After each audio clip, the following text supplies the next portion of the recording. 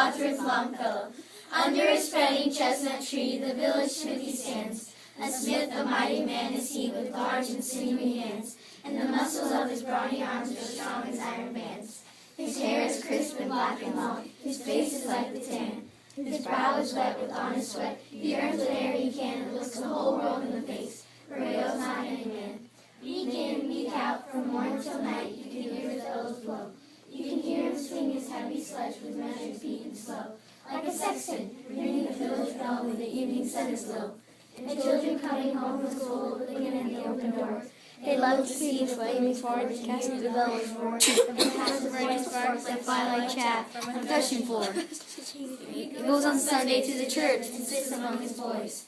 He hears the parson pray and preach, he hears his daughter's voice singing in the village choir, and it makes his heart rejoice. It sounds to him like a mother's voice, singing in paradise. He eats the think of her once more, out on the grave she lies, with his hard, rough hand he wipes a tear out of his eyes. Toiling, rejoicing, sorrowing, onward through life he goes. Each morning he sees the task begin, each evening sees it close. Something attempted, something done, has earned a night's repose. Thanks to thee, my worthy friend, for the lesson thou hast taught. Thus at the flaming forge of life our fortunes must be wrought. Thus an astounding animal shape, each burning deed and thought.